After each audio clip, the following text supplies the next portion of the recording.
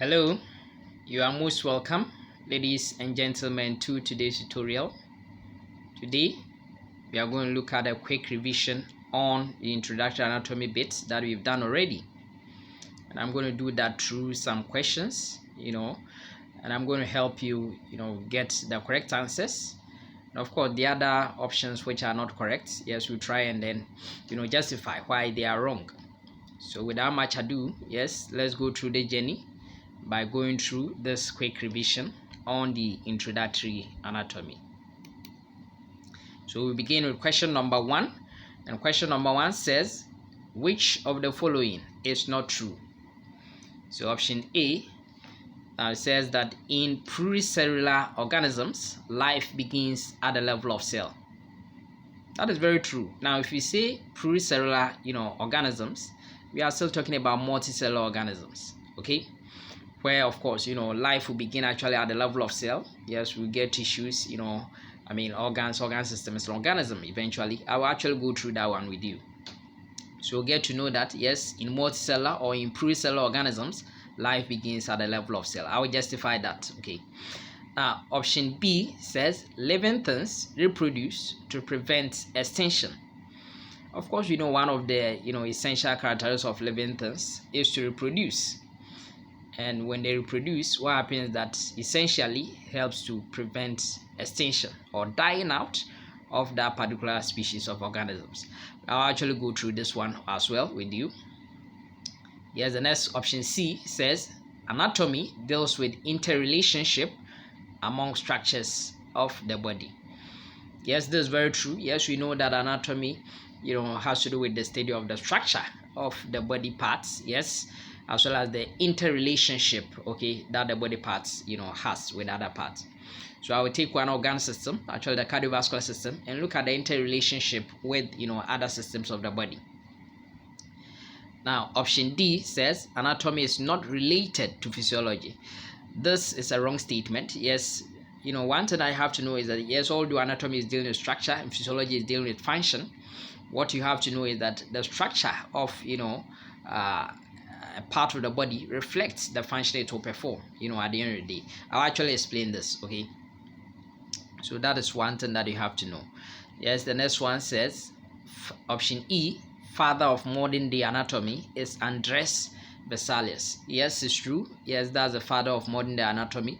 Yes, you also have, one of the fathers of anatomy being, Herophilus. But Herophilus is actually the ancient day father of anatomy. But one thing is that, yes, if you look at the bits, the World Anatomy Day pep talk that I did, the second video, yes, if you look at that one, you get to know the history, of the various things. I'll actually go through these ones, with you. All right, so it means that with this question number 1, yes, which of the following is not true? The answer is going to be D, which says anatomy is not related to physiology. There's actually a relationship between them. So yes, I told you that yes, we have multicellular organisms. Now, if you have, for instance, an atom, yes, molecule, macromolecule, organelle, yes, they are actually non-living. Okay, they are actually non-living. Okay, for instance, if you take an atom like sodium atom, hydrogen atom, what have you, yes, there's no life in it. If you take molecule like water, ammonia, yes, there's no life in it. Or even a hydrogen molecule, there's no life there. And then if you take macromolecule, for instance carbohydrate, protein, lipids, nucleic acids, there's no life there. If you take an organelle like nucleus, if you take for instance there's actually mitochondrion, on the plasmid reticulum, yes, ribosomes, yes, all these organelles don't show life. But life in a multicellular organism actually begins at the level of cell, and that is why we even have unicellular things which can live freely. Okay, if talking about amoeba, talking about paramecium, yes, all those ones, they can live freely because life exists within them. Okay, now we know that yes, of course, cells will actually, similar cells will come together to form what we call a tissue, and then of course different tissues will come together to form an organ. Yes, related organs, for instance, if you look at this, the stomach, liver, the large intestine, small intestine, coming together to form an organ system. This is actually the digestive system. And then several organ systems like cardiovascular system, respiratory system, and other systems, yes, will come together to form a complete, organism. And they are going to work in unison to ensure that this, organism actually, functions effectively. So that is pluricellular organism. Although we know atom, molecule, macromolecule, organelles are there, but life will actually begin at the level of cell.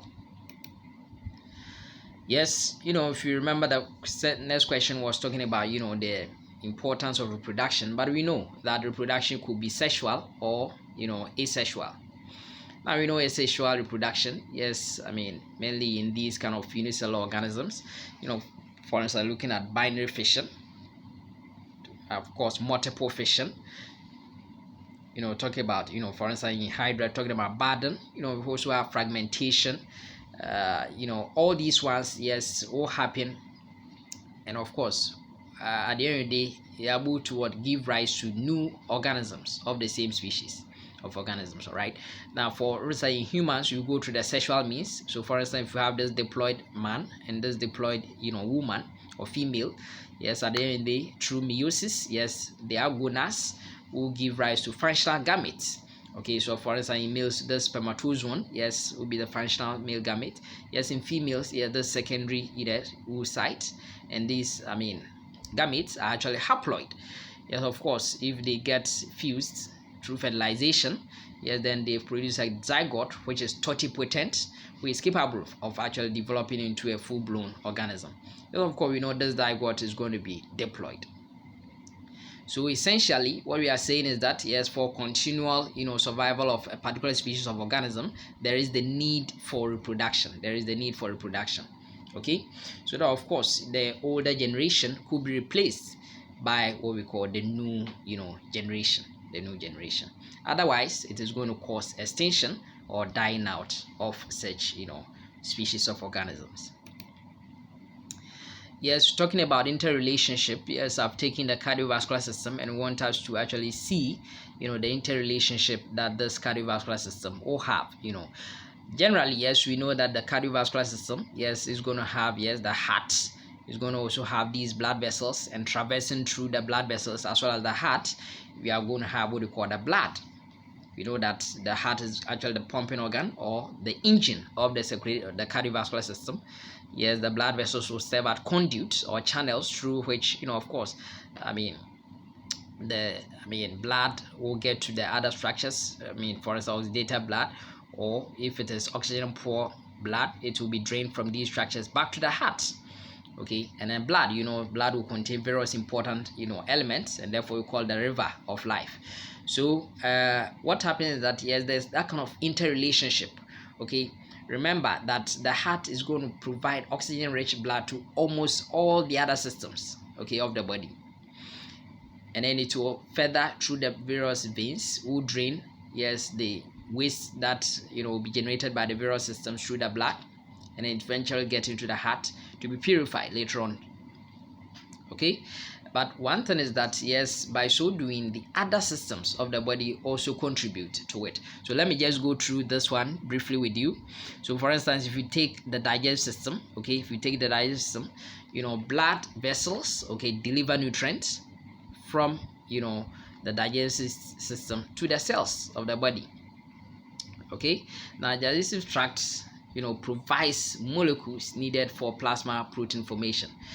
Within the blood we have plasma molecules, and these plasma molecules what they are going to do is to ensure that they increase what we call the plasma oncotic pressure, so that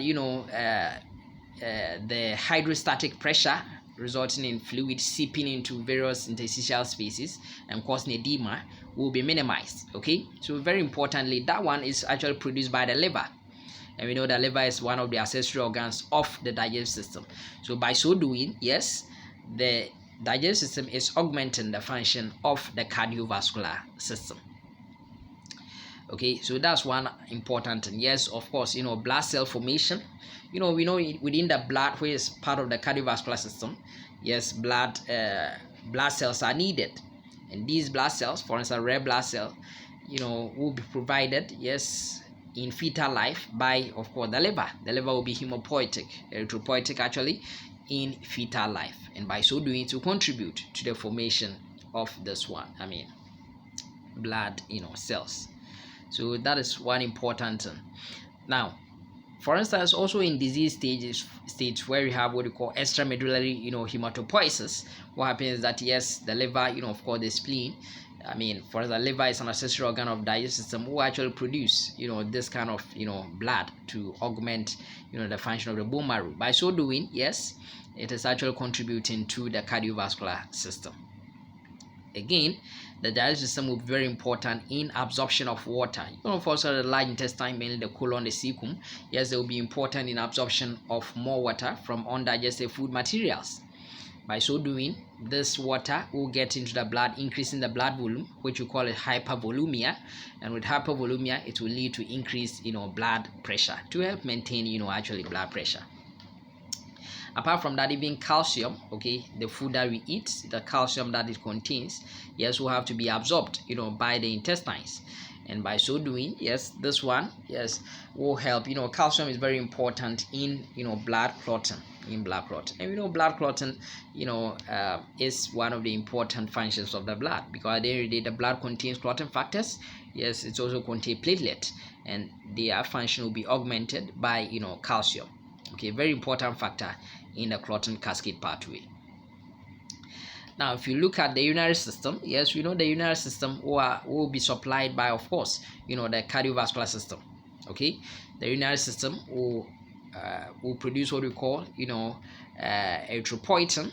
Okay, and it's very important. The erythropoietin is very important to stimulate the bone marrow, okay, of the various bones to produce what we call red blood cells. And these red blood cells will eventually get into the, circulate cardiovascular system. Okay, that's very important. Apart from that, yes, to maintain, ensure that, the blood pH is around 7.35 to 7.45. To maintain this pH, yes, the kidney will be very important in excretion of excess hydrogen ions, out of the body. By so doing, yes, it's maintaining blood pH. So for acid-base balance of the blood, very important in that regard. Okay, so these are some bits that we have to actually know. Yes, absorption of sodium salts under the influence of aldosterone, of course, absorption of more water, yes, under the influence of antidiuretic hormone, vasopressin, by the kidneys will be very important in actually helping maintain blood pressure. Of course, renin will be produced by the kidneys as well. Renin-angiotensin system, yes, will be important in maintaining of blood pressure.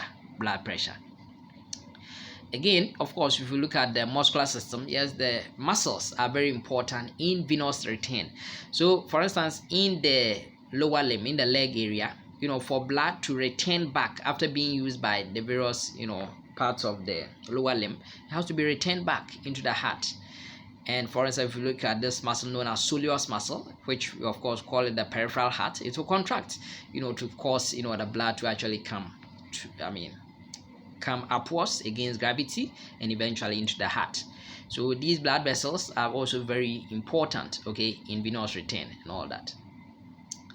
These blood vessels, of course, muscles will also be protective. For instance, most arteries will be deeply buried within these kind of muscles to ensure that there's less injury. Okay, so for instance, if you get to the popliteal area, the artery is quite deeply placed. Okay, and this is to ensure that the artery, because arteries, they are carrying blood under very high pressure, and of course the blood they contain is oxygenated blood, yes, nutrient rich. Then of course, if there's injury and a lot of blood is seeping out of the body, then it is quite dangerous. So that's an important bit, of course, that the muscular system is going to do. By so doing, of course, the muscular system also will be receiving that kind of blood supply from it. If you look at the nervous system, the nervous system is going to be the control center. Okay, the control center, which is, of course, there will be nerves to detect changes in blood pressure, of course, in the chemical composition of the blood, and all that will be actually be detected by the nervous system. Gets into the brain by way of the nerves, get into the brain for, of course, various changes Okay, we actually know that yes, the nervous system is one of the coordination systems. It's going to coordinate every activity that is going to happen over here. Sometimes the blood that is getting to a structure should be less, so there should be vasoconstriction. Then it's by the kind case of the nervous system. If we need more blood, then there should be vasodilation, opening of the lumen of blood, so that more blood can get to a site. Okay, these are some other things that you have to know. By so doing, the nervous system is also receiving blood supply from the cardiovascular system. Yes, don't forget the endocrine system is also one of the coordination system. Yes, and therefore it's also going to coordinate all the activities that is going to take place there. For instance, if you take the hormones that are produced over there, we have stress hormones. For instance, if we talk about epinephrine or adrenaline, yes, it's going to help increase heartbeat and all that. Okay, that's very important. So there's that kind of interrelationship between them. And of course there are some hormones which will be produced. For instance, if you look at ADH, antidiuretic hormone, if you look at aldosterone, they are all going to help the kidneys to absorb certain molecules to increase blood volume and of course blood pressure eventually. That is very important thing that we have to know. If you look at the respiratory system, yes, the the carbon dioxide, okay, which is rich in the blood, which has been retained from the various parts of the body into the heart, will have to be exhaled out of the body. Okay, and it's by the kind case of respiratory system doing that for us. Again, yes, if you want to take in more oxygen into the blood, then this will be by the respiratory system again. So very importantly, yes, respiratory system is also doing great work.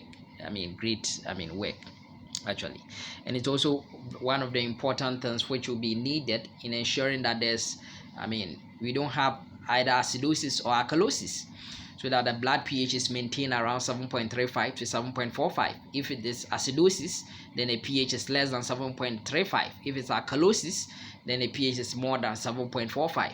So maintaining blood pH level is very important, and then the respiratory system is also playing a role in that one. Okay, that's very important. So again, if you look at respiratory system, in the thoracic region, what happens is that there are some muscles over here, okay, in the thoracic cage, which are also going to help, okay, in actually protecting, okay, the heart itself. So that's one important thing. Now look at the lymphatic system. Is very important in retaining, okay. Now within the capillaries, what happens is that there's exchange of materials between the cells of the body and the blood. Now if there's too much hydrostatic pressure, then there will be tissue fluid seeping into those kind of intercellular spaces. And what happens is that this tissue fluid will have to be retained back into the general circulatory system. Okay, by so doing, yes, the lymphatic system is going to do that retain. Okay, so that's one important thing that we have to actually know. And then of course, if you look at the skeletal system, will protect the various structures, will be very important in actually hemopoiesis, production of blood cells, okay, to join the general cardiovascular system. Okay, storage of calcium and all of that. Now at the end, latter part of this section, I will go through with you the various general functions of various systems that we have in the body. So what I'm trying to tell you is that there's interrelationship between the various systems of the body.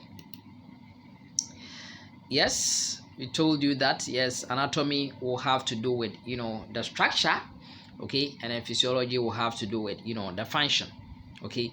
But I told you that yes, unlike anatomy, which size, shape, morphology, physiology will mainly deal with the function, okay, what are the dynamics that are taking place. So that we say that anatomy is static, so to speak, and then physiology is dynamic, in nature. But what I'm importantly saying is that there is that kind of interrelationship, there's that kind of relationship between anatomy and physiology. And that's why I'm saying that structure of a particular part reflects the function that that particular part will perform. For instance, if you take the vagina, vagina is frequently for coitus, the male's penis will have to be going in and out, and therefore it will have to be robust enough to receive, the penis all the time. So the vagina is actually stratified. It's going to have what we call stratified squamous, non-keratinized epithelial tissue. and that is very important. It's having multi-layer, of epithelial tissue, so that it can actually perform the function of protection. If you look at the oral cavity again, if you look at the anal canal, yes, they are all robust enough. Okay, but if you look at something like the respiratory membrane, okay, it is quite thin to ensure that there's efficient exchange of gas. There's ease, in exchange of gases. So that's one important that I want you to know, that anatomy has to do with physiology. It reflects what physiology will do. Now I told you that yes, the modern day father of anatomy, yes, is what we call Vesalius. Okay, this Frenchman, yes, Andres Vesalius, very important. That's one thing that you have to know. And of course, we know that he dissected human bodies, and then he proved that actually the liver did not process food and turn it into blood. That's key thing that we know about him. And then of course, he is the modern day father of anatomy. Please get to know that. Okay, so if you listen to the history that I've given over there, then you got to know. Now there's another father of anatomy, but he is the ancient day father of anatomy. You can see 325 to 300 BC. That is Herophilus. He actually dissected criminals, and then concluded that the brain is actually the seat of intelligence. He also defined some part of the brain, and of course the spinal cord. So please, if you watch the video that I did on World Anatomy Day, the pep talk I did on World Anatomy Day, the part 2 of it, please, you get to know all the history regarding what the evolutionary trends that anatomy has actually gone through. So we go to question number 2, and question number 2 says, yes, which of the following is false? So A says gross anatomy deals with both external and internal structures that can be seen with the unaided eye. Yes, this is a very true statement. We know gross anatomy can see, that is the macroscopic anatomy, that's the cadaveric anatomy. Those structures, whether being external or being internal within it, we can still see with the naked eye. Then we see it is gross anatomy. Now option B says techniques employed in surface anatomy include visual inspection, palpation, percussion, and auscultation. Yes, these are all the techniques that we can employ in surface anatomy. I'll actually go through with you. Option C says, yes, studying the abdomen is conveniently placed under systemic anatomy. This is actually a wrong statement. Yes, we'll get to know that the abdomen will actually be a regional approach to the study of anatomy. Like studying the head and neck, studying the limbs, upper and lower limbs, studying the thorax, studying the abdomen, studying the pelvis and perineum, studying the back and the gluteal regions, will be under what we call regional anatomy. But if you want to say something like digestive system, respiratory system, that will be systemic anatomy. So this statement is false. Now option D says embryology is relevant in appreciating the normal body structure and the cause of congenital anomalies. So we'll actually go through that one. For instance, if you look at teratology, you look at all these ones, which are some specialized branches of embryology, developmental anatomy. So that's one key thing that you have to know, is that embryology is able to make us appreciate how we see the normal structures and relate it to when it comes to the congenital anomalies, or when the abnormal case comes in. Now the option E says cytology and histology are important aspects of microscopic anatomy. Very true. Now those ones that we can't see with our naked eyes, then we have to be aided by a microscope, and that one is under what we call microscopic anatomy. You can see the cells very well, and that's under histology. Cytology is the study of cells, and histology is the study of tissues. These ones will be studied under microscopic anatomy. I already told you that if it's organology, then it has to do with gross anatomy. So there we are. This is actual gross anatomy. Yes, you can see these structures. This is the lung. Yes, the heart is over there with the various great vessels. Yes, you can see this is the liver. Yes, you can see the various intestines. Okay, both small intestine, of course large intestine are there. Okay, so this, when we are studying this, then this is what we call gross anatomy. What you can see. So for instance, this is the heart, gross anatomy. For instance, this is the external aspect of the heart. Okay, and this is the internal aspect of the heart. So whatever means, if it's internal or external, and we can see with our naked eye, then that is gross anatomy. again, if you look at this now, if you study this area, is actually the abdomen. So that's the regional aspect. So if you are actually studying the, for instance, the liver, if you study, this is the abdomen, then this is a regional approach. This is the thorax, so that's regional, and this is the perineal area. Okay, you have the pelvis too over there, and that is what we call the regional approach. Okay. Now I told you something about surface anatomy. Now for surface anatomy will have 4 main techniques. Okay, 4 main techniques will be employed in surface anatomy. Visual inspection. Okay, so you can just have the patient and then you observe what are the features, what's the size, what's the color, okay, what's the consistency that you can actually appreciate. Okay, that's by visual inspection. Then we also have what we call palpation. So you can actually feel that part of the body. So for instance, this is actually palpating this area. I'm sure that's a mastoid process, palpating it. Okay, so if you have such a thing, then what happens is that that's palpation. It's one of the techniques that we employ in surface anatomy. Yes, you can also tap sharply a part of the body and listen to the vibrations that can come out, and that's what we call percussion. Okay, as if you have percussion organ. So percussion, you tap it and then you listen to the sound, and especially we employ that in the abdominal area. You can tap the abdomen. If there is, for instance, there's a problem with a certain muscle or anything, then you can actually detect it. Then the next one is auscultation. Now this one you have to listen. So auscultation, you can use you listen to the sound that is emitted from an organ. Okay, so auscultation. Okay, that is one thing. So these are the 4 main techniques that will be employed in surface anatomy. Now, if a doctor can do these things, then we say that that person has a sound understanding in surface anatomy. That's one key thing that every doctor will have to have. Yes, I've told you that. Yes, we know that generally, yes, embryology, we can have the general embryology. I'll go through these ones with you in our later sections. We'll be looking at general embryology. We also look at the systemic embryology. But even apart from this, there are some special areas of embryology that we look at. Okay, we also look at what we call the descriptive embryology. You can look at how we describe the various stages of the embryonic period as well as fetal period. Okay, we look at all these ones. You can look at comparative anatomy, where we compare the various changes with other species of organisms. And then experimental one, yes, will be mainly employed in the field of genetics. Okay, and of course cloning animals as well as in in vitro situations, studying test tube babies, studying actually, yes, the changes that the sperm cell will have to go through to get capacitated. Yes, will be under experimental embryology. Yes, you can also look at the chemical embryology. You study chemical components of the embryo. For the DNA. Of these ones will be looked at. Then teratology, yes, we'll be studying the malformations, the abnormalities that we find as the embryo actually grows.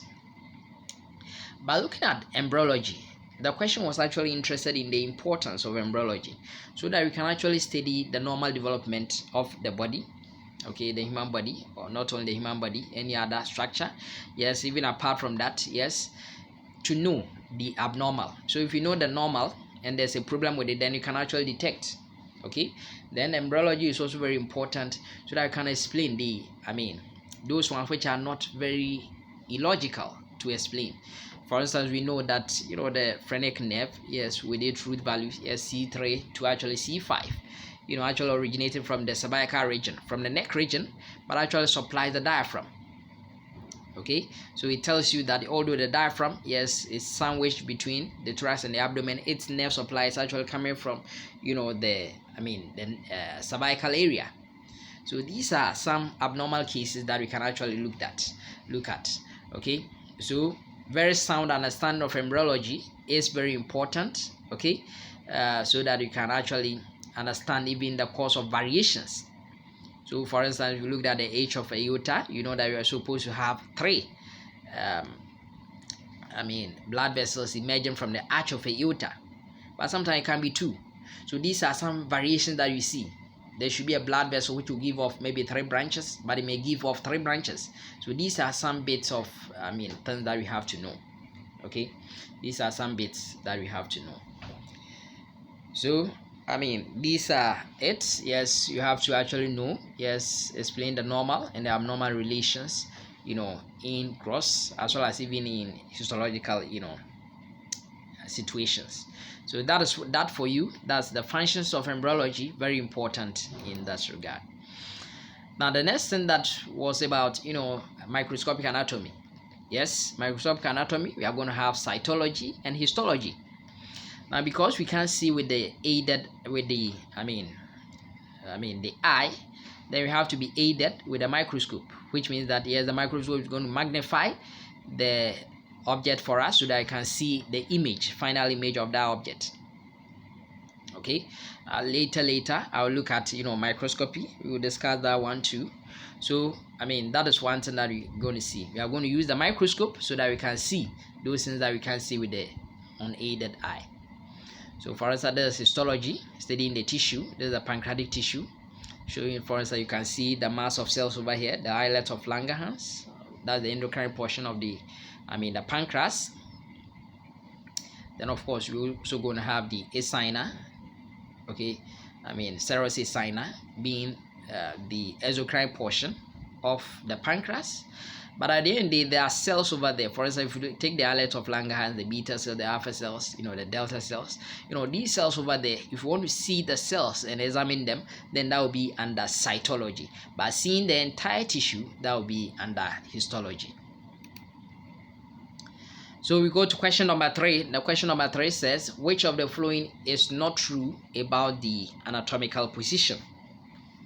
Now, first one says the subject stands erect with eyes facing forward. That's very true. Option B says the palms facing forward, okay, with thumb placed medially. This is actually wrong because the thumb will actually go laterally. I'll actually show you that one. Now, option C said the feet are on the floor. That's very true. D says yes, arms are the size. Yes, that's very true. And then E says yes, anatomical position gives standardization or common reference point for observing and describing body parts. That's very true. So that we can give a common description wherever you are, whatever body that you are dealing with. Yes, we can all give a common description in that regard. So there we are. This is the subject in anatomical position. Yes, you can see the person standing erect. There's the head. You can see the eyes, forwards. Okay, you can actually see that the limbs should be by the size. Okay, the limbs are by the size. And then if the limbs are by the side, you can see that the palms, okay, or the hand showing actually the palm is actually facing forwards. Okay, you can see the palm facing anteriorly or forwards. Now if that's the case, then you can see that the thumb is actually lateral because it's further away from the midline of the body. So the thumb should actually be lateral and not medial. It's rather the little finger, the pinky, which is actually medial. You can see that the lower limb is also by the side, and then you realize that yes, the toes or the feet are on the floor with the toes pointing forwards. The toes pointing forwards. These are this is what we call the anatomical position. Okay, you can see that the great toe, this time the great toe, okay, is actually medially placed, not the thumb. The great toe is medially placed. Let's go to question number 4, and question number 4 says the head of the humerus is distal to its epicondyles. This is wrong. Yes, the head of the humerus is actually proximal to its epicondyles. I'll actually show you that one. So it means that we've already seen the answer to this question. Yes, option B said the nose is medial to the ears. That's very true. Actually, the nose is in the midline. I'll actually show you these ones.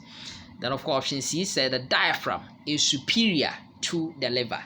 Now the diaphragm is between, of course, the thorax and the abdomen, and the liver is in the abdomen. So it means that the diaphragm is at a higher level than the liver. Yes, that's very true. The option D said the heart is deep to the sternum. You know the sternum is the breastbone. Yes, forms part of the thoracic wall.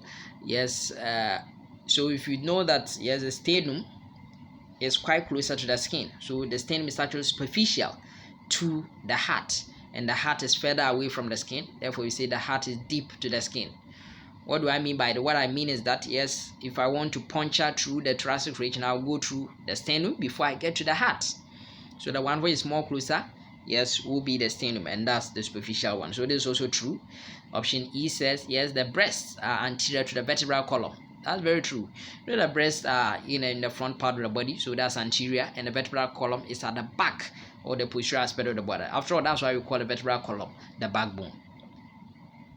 So with this question, the answer is going to be option A. Let me justify them. Now look at this. With reference to a reference point, or with respect to a reference point, and this reference point is going to be the shoulder joint. Okay, the shoulder joint, this area. So we can see that, yes, this bone is the arm bone, that's the humerus. Now the humerus is having this head, rounded head, and then it's having these epicondyles. Now looking at these ones, now which part is more closer to the shoulder joint? So you can see that is the head which is more closer to the shoulder joint, and therefore we say that the head of the humerus is proximal to what we call the epicondyles, or not called the condyles. Okay, but we can also say that, yes, these epicondyles are distal to what we call the head of the humerus. So that's one thing that you have to know when it comes to, proximal and distal. With respect to a reference point, which one is more closer to the reference point? The one which is more closer is the one which is proximal. The one which is further away is the one which is distal. All right. Now there was another question too that we looked at. Yes, we said the nose was medial to the ears. That's very true. That's very true. Actually, the nose is actually a median structure, passing through the midline of the body. Okay, it's medial to the ears. Again, if you look at with respect to the eyes, then we can say that the ears are lateral, further away from midline of the body, are lateral to the eye, or the eye is medial to the ear. So these are some things that you have to, actually know. Okay, all right. Now, with respect to, for instance, if we're talking about a diaphragm, okay, this structure over here is the diaphragm. Okay, there's the diaphragm with the central tendon being here. So there's the diaphragm. Now, the diaphragm separating the thorax superiorly from the abdomen inferiorly. And we say that the liver is an abdominal structure, therefore will be found below the diaphragm. Okay, so we can say that the liver is inferior to the diaphragm. Okay, so that's one thing that you have to know. Any structure which is below a certain thing, then we say it's inferior. If you have a structure which is above, a certain structure, we say it is superior to it. It is superior to it. On the other hand, we can also say that, yes, the liver, okay, is inferior to the diaphragm. Is inferior to the diaphragm. All right, so that is it. That is that one that we're talking about. Now, if you look at other things, for instance, there's the diaphragm, there's the stomach, then we can say that the stomach is inferior to the liver. Okay, if you look at, of course, the tongue, the teeth, they are a bit superior to what we call the, liver, or any of these structures. So we can say that this pancreas is superior to what we call the, let's say, rectum. Okay, is superior to the rectum. So these are the things. Yes, this appendix is inferior to what we call ascending colon. So these are the situations, that we can actually have. Yes, again, let's look at the structure. We're talking about the sternum, and we said that the sternum is more closer to the skin, and this, deep to the sternum, we have the heart. So we say the heart is deep to the sternum, or the sternum is superficial to the heart. Same applies to the rib or the costal cartilages. These costal cartilages are actually superficial to what we call the heart. Okay, these are important bits that you have to know. If you look at the lungs too, yeah, these ribs are actually superficial to the lungs, because the lungs are deep. Okay, they are deep because I have to cut through this rib before I'll get to the lung itself. Okay, now the next one we are going to have, yes, I told you about the breast. And of course the breast, you can see the breast over here. This breast will be anterior to the vertebral column. Okay, so if I have this breast, the breast will be in front part of the body than to the vertebral column. So let's go to question number 5. Question number 5 says, which of the following is not true again? I say A, the descending colon is ipsilateral to the spleen. Okay, the descending colon is ipsilateral to the spleen. Yes, that's very true. I will justify why it is true. It is very true.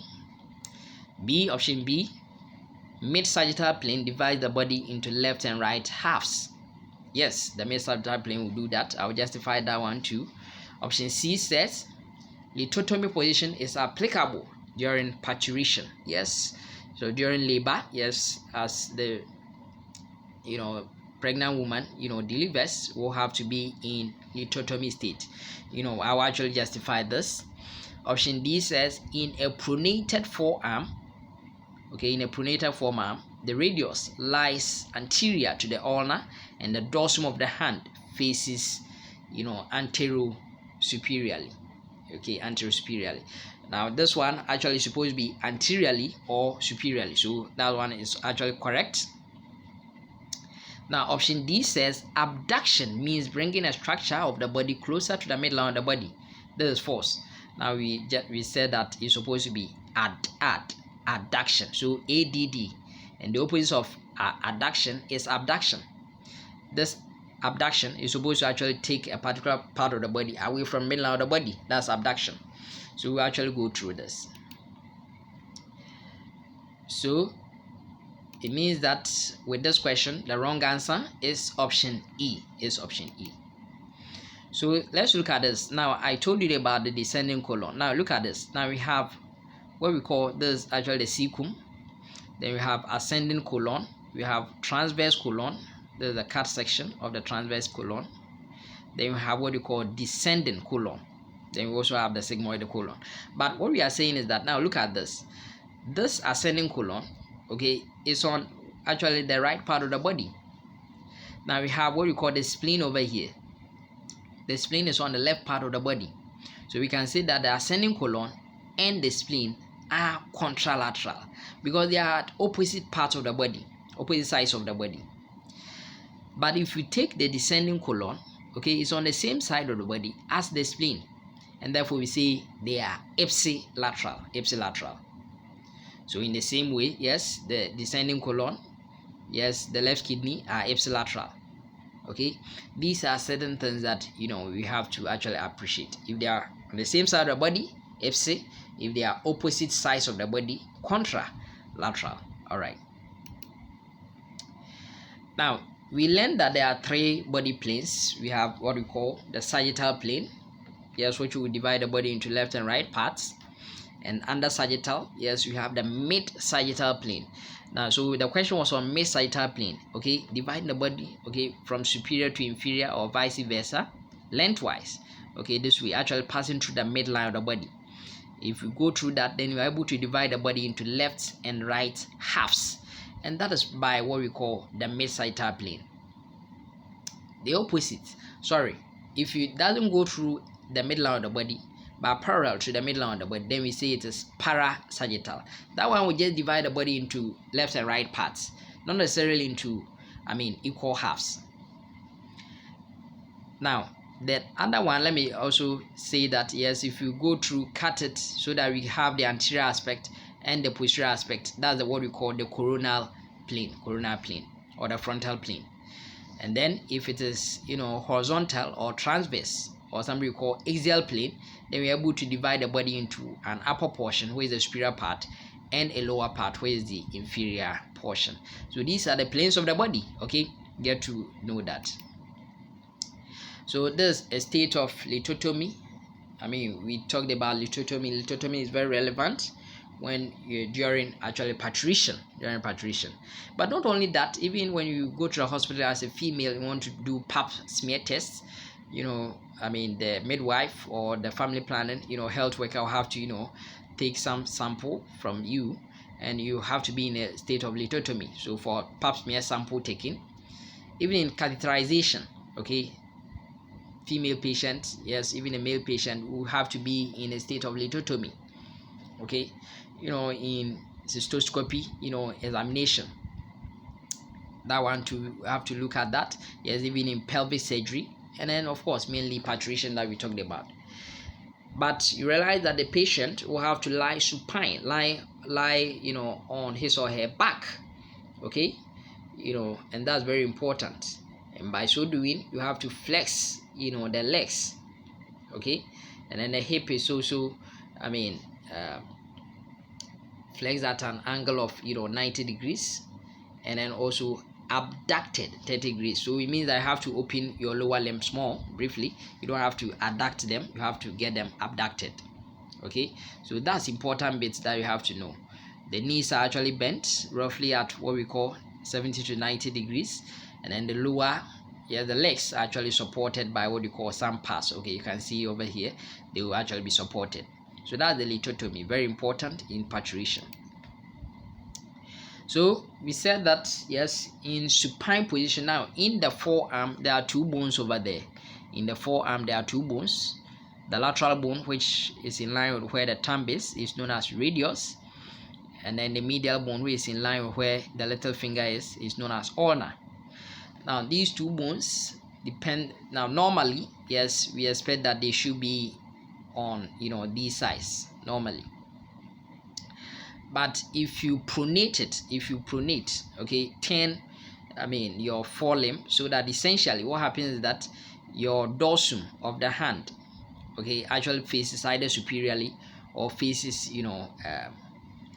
anterior, depending on how you've positioned your hand, okay. Then what will happen is that there's rotation, because these at both the proximal and distal radio-ulnar joint, we have what we call pivot joint, so that it can rotate. And when that rotation happens, what happens is that the radius actually comes and lies on top of what we call the ulna, lies on top of the ulna. So as you can see, that is what we are going to actually find. So that is what we call in supine position, but in a pronated position. But in supine position, yes, we don't have such a thing. They all lie in their respective anatomical positions. So I also told you about there's a midline of the body. So if you bring a structure closer to the midline of the body, okay, or this, then we say you've added them, adduction. But if you take it further away from midline of the body, then we say you've abducted it, abduction. But talking about this adduction and abduction thing, yes, this one you have to look at it. If it is with respect to the digates, either of the hand or of the toes, then they are different. If you talk about adduction with respect to the digates of the hand, okay, the fingers, then if you say adduction is with respect to the midline, is actually with respect, or the reference point is with respect to the third digit. So if we take the remaining digits away from the third digit, then you've abducted them. But if you add the remaining digits or bring them closer to the middle digits, okay, or the third digits, then you say you've adducted them. But for the toes or digits of the foot, they are different.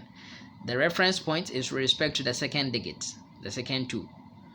Or we can also say that, yes, that's the midline actually with respect to the toes.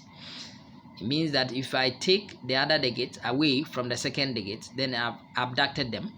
If I bring them closer to the second digit, I've adducted them. So let's go to question number 6. Question number 6, which of the following is incorrect? Question A says the caudal portion of the dorsal body cavity is the vertebral canal or the vertebral cavity. That's very true. So if you say caudal, that's the distal portion. The cranial portion is actually the cranial cavity or the superior portion. Now caudal is the same as inferior, so the inferior portion is the vertebral. I'll justify that.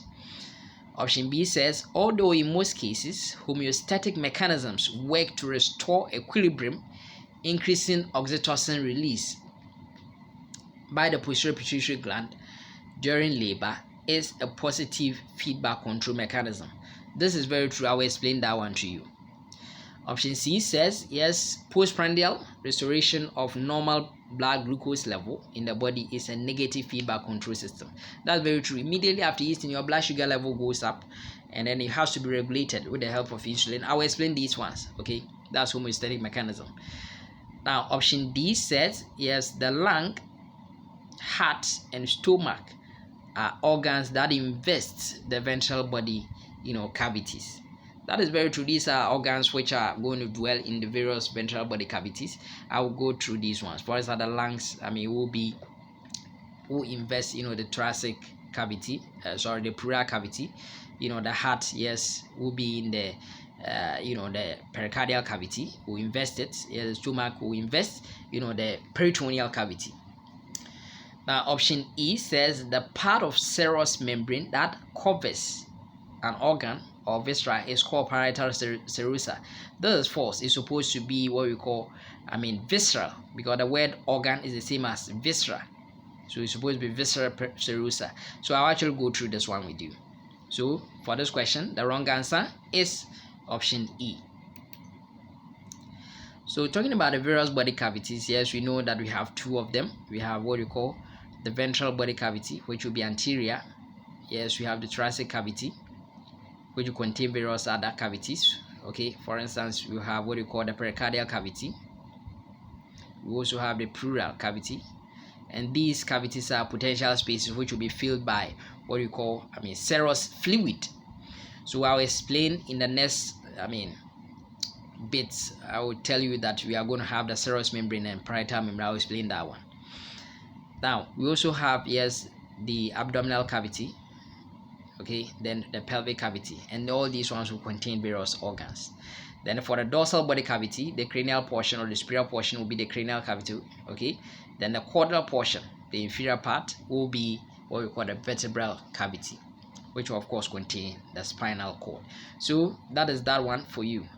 You will look at them. So look at the other organs that we have in the pelvic cavity, the urinary organ, bladder, other reproductive structures, as well as the rectum will be there. Now, when we talk about homeostasis, then we say that yes, that is the mechanism that the body will go through to restore, okay, whatever changes that the body will go through, bring it back to normal, okay, irrespective of the fluctuations that is happening in the external environment. For the internal environment, we want to ensure that the conditions are optimal, and that's homeostasis. But for homeostasis, mainly for homeostatic mechanisms, is the negative feedback mechanism. But importantly, there's also positive feedback mechanism, for instance in clotting, blood clotting. But there's another positive feedback mechanism, that is in parturition. Now during parturition, contraction of the uterus, the wall myometrium of the uterus, is very important. Now for them to contract very well, then what will happen is that the uterus will have to have receptors for oxytocin, because oxytocin is the main hormone which will be released to cause various contractions of the uterine wall. So the uterus will have to bear or produce these kind of receptors for oxytocin, so that if oxytocin comes, it can receive it, it can sense it. Now this oxytocin receptor formation in the uterus will be by the kinase of estrogen. Okay, estrogen will be coming from the ovary. So if you look at the female reproductive system that we've done, you look at that one, ovary, look at it, you get to know it. Now if oxytocin receptors have been produced by these kind of uterine wall, then what will happen is that with the help, okay, look at this, oxytocin is actually coming from what we call the posterior pituitary gland. Although it doesn't produce it, it secretes it. Oxytocin is actually produced from the hypothalamus, but it will be stored in the posterior pituitary gland. So in the posterior pituitary gland, yes, from both the fetus as well as the mother, yes, oxytocin will be secreted. And once it's secreted, then the uterus bearing the oxytocin receptors will sense it, and by sensing it, it will stimulate the uterus to contract. in the same way, yes, this oxytocin also stimulates the placenta to make what we call prostaglandins. Now these prostaglandins will actually stimulate, okay, cause more stimulate more contractions in the uterus. Okay, so apart from, yes, oxytocin doing that, yes, the prostaglandins, which will be which will stimulate the placenta, okay, will actually cause further contraction of the uterus. Okay, now the more contractions which are coming, then the more the placenta is actually stimulated to produce more prostaglandins.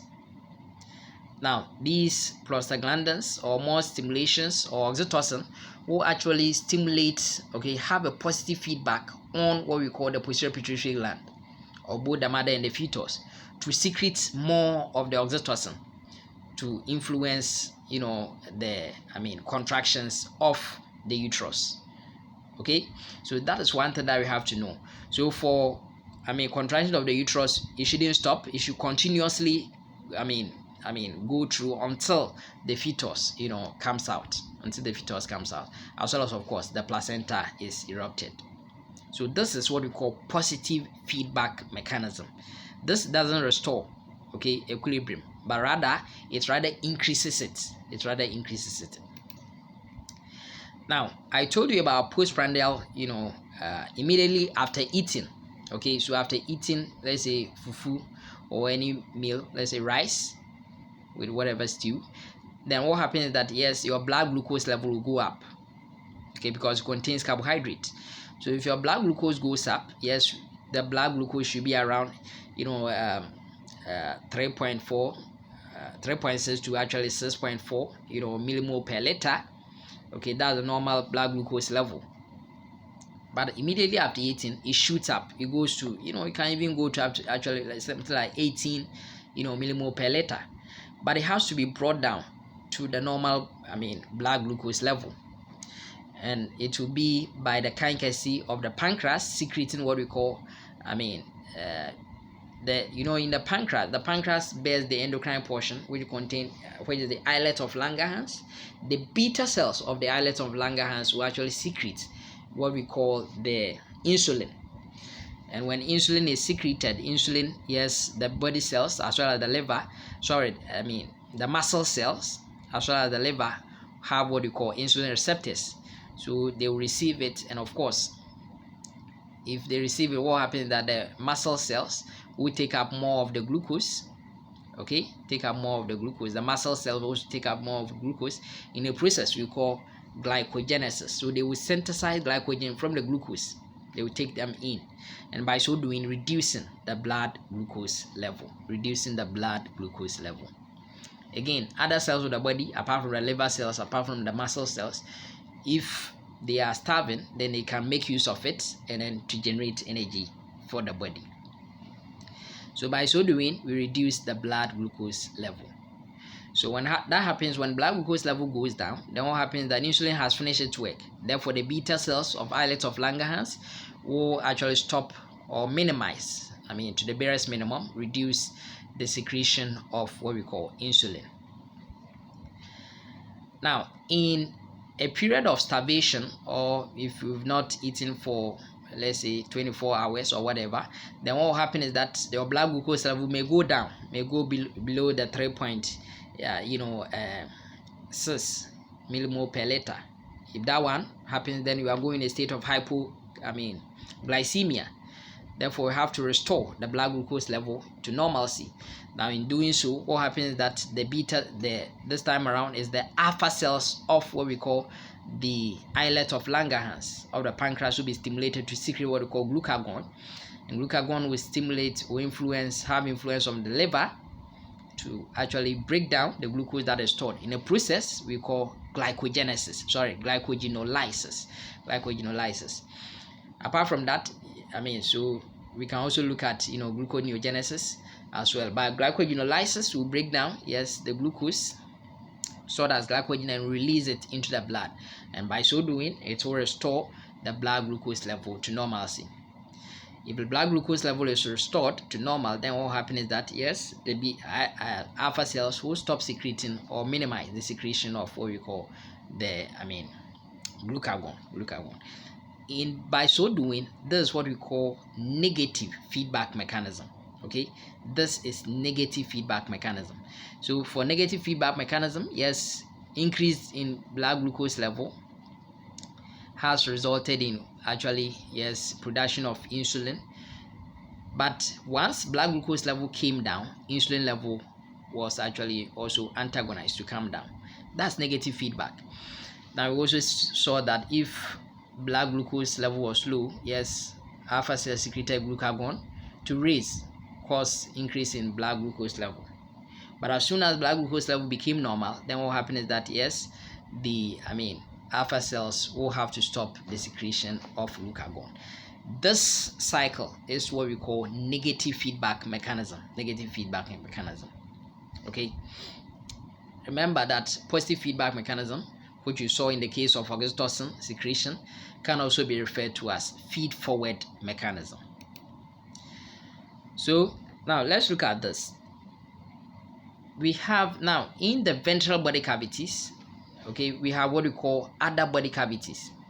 Okay, we saw that yes, we are going to have the thoracic cavity, which will have of course the pericardial cavity, which will have the pleural cavity, yes, even the peritoneal cavity, in the abdominal cavity, abdominal pelvic cavities.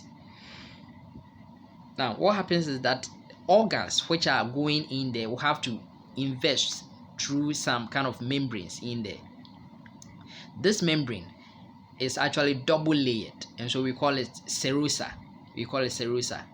Okay, so you have to go through it. So as if you want to put your fist through a balloon, then what will happen is that your fist is not actually inside the balloon, but it has gone through a certain portion side of the balloon, but it's not actually inside it. Therefore what happens is that there's that part which is intimately in contact with the hand or the fist or the clenched hand. That one is the inner part. Okay, that's the inner part of the balloon, and that one we call it visceral layer of the serous membrane. So I'm saying that this serosa is a double layered membrane. The part which is intimately associated with the viscera, the organ, is known as visceral layer of the serous membrane. Okay, so that part which is further away but actually is in contact with the wall in which this organ dwells is known as the parietal layer of the serous membrane. Which means that yes, the organ itself is not within this cavity which is created between the visceral layer, okay, and the parietal layer of the serous membrane. Okay, it just invests into it. There is a potential space actually between the visceral layer and the parietal layer, and this area, okay, where the air is, okay, will be filled in the living by a fluid which we call a serous fluid. This serous fluid actually reduces friction as the organ actually moves. So this is the potential space which will be filled with actually fluid, and that fluid is known as serous fluid, and this space is known as serous space. So please get to know that, or serous cavity. So that is that. So for instance, if it is the heart, then that part which is intimately associated with the heart is known as the serous layer of the pericardium. Say that the heart is the actually peri means around, and cardium has to do with the heart. That membrane that surrounds the heart, or that is invested by the heart, is known as pericardium. The part which is intimately in contact with the heart itself is known as the visceral layer of the pericardium. So that's the visceral pericardium. The part which is in contact with the wall in which the pericardium lies, or the heart lies, is known as the parietal layer of the pericardium. So the same applies to the lungs.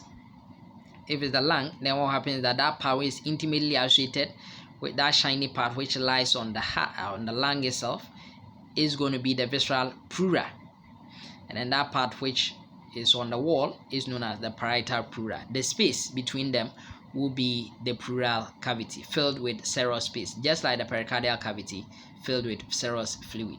So with the peritoneum, the same thing applies. Okay, the peritoneal cavity, will have actually, yes, the wall, the part which will be the wall, and the part which will be in contact with the viscera. Okay, the viscera. And so there will be a potential space, and that space will be the peritoneal cavity, the peritoneal cavity. So that is that one for you regarding these, organs. Now question number 7, which is the last question. It says, which of the following is not true? A, in anatomy, the calf is frequently referred to as sural. Yes, that's very true. If you say, calf, that's the sura, the posterior aspect of the leg. Question number B says, the prefix mylo denotes the bone marrow or the spinal cord. That's very true. So mylo, depending on where you are talking about, so you have to be very specific. Mylo has to do with the bone marrow or has to do with the spinal cord. Option C says, eustachian tube is eponymous to pharyngo-tympanic membrane or tube. That's very true. Pharyngo-tympanic membrane or pharyngo-tympanic tube is actually the anatomical name, and its eponymous or its eponym is eustachian tube. Option D says ostalgia means softening of bone. This is actually wrong because the word os has to do with bone. Yes, that's very true. But algia has to do with pain and not bone softening. Softening has to do with malacia. And the opposite of malacia is sclerosis. Now option E says the lymphatic system retains extracellular fluid to the bloodstream. That is very true. Yes, the excess fluid, as a result of increased hydrostatic pressure, will have to be returned to the cardiovascular system through what we call the lymphatic, vessels. So just by way of justifying these things, yes, I said the word is sural, that's the calf. Now, so please get to know these other areas. For instance, if you talk about the frontal, that's the forehead. Eye, orbital has to do with, ocular. Ear has to do with otic. Ocular has to do with the eye or orbital. Cervical has to do with, neck. Yes, armpit is axillary. Arm is brachium and all that. Antebrachium, please get to know all these ones. But the anterior aspect of the leg is actually crural. So visit the video that I've done on the introductory bit to get oriented to other parts of the body. But let me end with this by showing you the various functions of the various systems that we have in the body. General overview, but in future we'll actually be looking at all the various systems one after the other. Now if you look at the lymphatic system, structurally consists of lymph. There will be lymph there, lymphatic vessels, structures of the lymphoid organs, the red bone marrow, talk about the lymph nodes. Yes, we look at all those ones. But in terms of function, they drain. The lymphatic system actually drains excess interstitial fluid. That's the lymph. And then also transport dietary lipid from the gastrointestinal tract to the blood. And that is what we call the chyle. And they absorb them in the form of chylomicrons. Then they carry out what we call immune function, because at the end of the day, the lymphatic system will be very important in what we call the manufacture of what we call lymphocytes. If you look at the cardiovascular system, the heart is there, the blood vessels are there. Yes, we know that of course the blood itself is there. The heart is going to be the pumping organ of the cardiovascular system, actually the engine of the cardiovascular system. The blood going to be the river of life. The red blood cells carrying oxygen, around the body. The white blood cells fighting infections. Platelets helping in blood clotting. And of course, these blood vessels will have serve as what we call conduit, conduit. So cardiovascular system actually delivering, oxygen, carrying out waste out of the body. The respiratory system, yes, will be very important in actually, speech of, smelling, that's olfaction. Apart from that, yes, very important in what we call, cell respiration. Because they take in oxygen and then bring out, carbon dioxide rich air, out of the body. So these are some functions. Yes, that the respiratory system will be very important, even in articulation, that's in speech, voice articulation will be very important in that regard. So these are some bits of the respiratory system that we have to know, but we actually look at it in detail later on. If you look at the urinary system, yes, you know that you're going to regulate electrolytes. So for electrolyte balance, for water balance, yes, by so doing helping regulate what we call plasma osmolarity. Okay, then regulates blood volume, very important, regulates blood pressure, yes, regulates blood pH. These ones will be by the functions of what we call the urinary system. We know the kidneys are there, urinary bladder, ureters. Yes, we'll look at all these ones in a later section, urethra among others. Of course, if we look at the appendicular system, where we have the skin as the main organ, yes, the nails, yes, the hairs, hair follicles and all that, yes, sweat glands, sebaceous glands as appendages. Yes, their functions mainly will be for actual sensory function, will be protective. Apart from that, they will excrete waste products, yes, by way of sweat out of the body, by way of cooling, helping cool the body. Yes, these are very, very important. Yes, if you look at the nervous system, we know the nervous, we are going to have the brain, spinal cord forming the central nervous system. Yes, with the spinal nerves, as well as the cranial nerves being the peripheral nerves. Nervous system very important in actually receiving changes that happens out in both inside and outside the body. Yes, sending them to actually the command center. Yes, where of course, the brain will actually decide, decision making center. Yes, and of course, various commands will be sent, okay, to what we call effector organs, muscles, glands to perform. So nervous system is very important in that regard, control one of the coordination systems. Yes, if we look at the endocrine system, very important, they are going to produce hormones. So if you look at the endocrine system, we have various structures. We have what we call the hypothalamus. Hypothalamus is actually going to have both endocrine function and nervous function. Okay, it will have both endocrine and nervous function. But of course, by way of endocrine function, it will produce what we call the antidiuretic hormone. Okay, as well as oxytocin. So these ones will be produced there. Then of course the pituitary gland, we have anterior pituitary, pituitary gland being the master gland, anterior pituitary, yes, posterior pituitary and pars intermedia. We look at all these ones when we look at the reproductive system, producing a lot of hormones.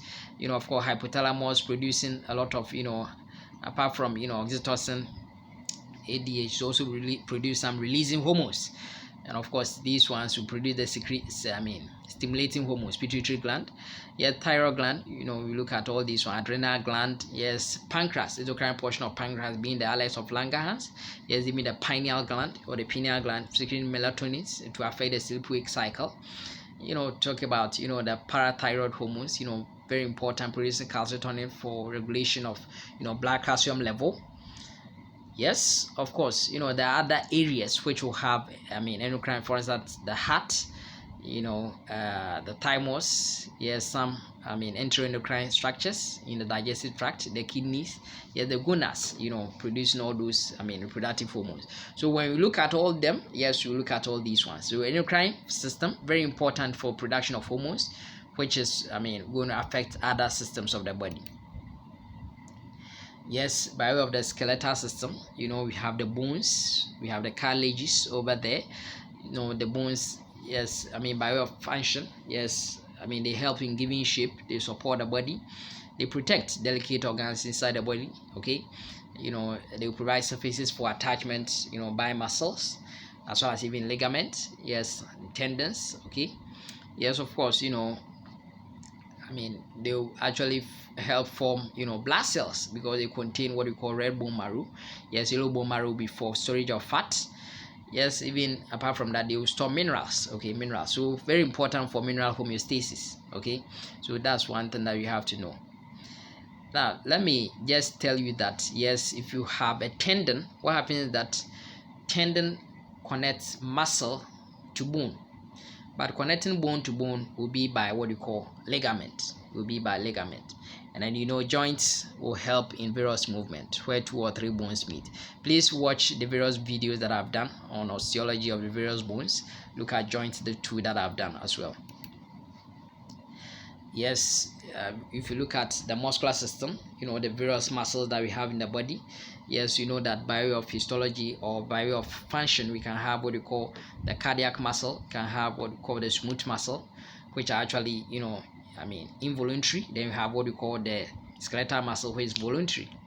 Okay, yes, we've actually looked at the skeletal, sorry, the muscle. Please get to watch that video to get more insight in that regard. Muscles will actually contract or relax to cause movement. That's the main thing that they are going to do.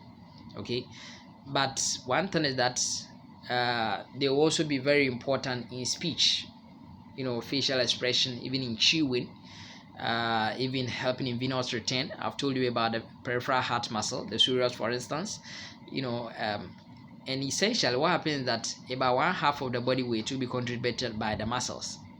Okay, will be contributed by the muscles. And during cold conditions, if there is shivering, then what will happen is that results in heat production, shivering, thermogenesis. But I also tell you that muscles also tend to give shape. We have some females with a lot of gluteal property. Then it tells you that the muscles over there are quite bulky. Of course, you can talk about the fat too also contributing to it. So these are some areas that you have to actually appreciate. Yes, if you look at the digestive system, which we know, yes, we have the those structures which will be in the oral aspect as well as the pharynx. Then we have the postpharyngeal gut, yes, the esophagus, the stomach, the small intestine, the large intestine, yes, performing various functions like ingestion. For instance, the mouth will do that, propulsion, moving it from one part to other, digestion, both mechanically and then chemically. When we look at that, I will explain those things. And then of course secretion, they will secrete various enzymes, okay, onto the food product, okay, the luminal content, okay. Then help in absorption, compaction, forming what we call feces. So you can look at the various parts that they are going to perform. So these ones will be the various functions of the digestive system. Yes, even apart from that, yes, the female reproductive system, the male reproductive system, they will be very important in production of gametes. They will be very important in the transport of the gametes, so that you can ensure that there is effective fertilization. And then they will have to also nourish these gametes, or even when the zygote forms, it has to be nourished. And then of course they will be very important in the production of reproductive hormones. So please, if you not watch the video on my male and female reproductive system, please do so to get better understanding in this regard. So I hope you find this revision section helpful. We hope to do more of the revisions of the various topics that we've done already, so that we can actually appreciate whatever we are doing. May God richly bless you, and thank you for your audience.